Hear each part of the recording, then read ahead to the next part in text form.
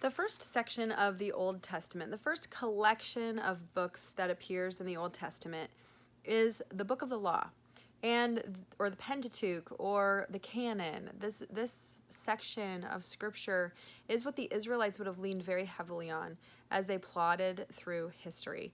It, of course, begins in Genesis and the creation of the world. And Genesis contains a ton of Bible stories that you would have heard as a kid if you grew up in the church. It contains Exodus, Leviticus, Numbers, and Deuteronomy. So it does contain a ton of chronological Bible stories, and you can follow a family tree if you read very carefully through Genesis and Exodus.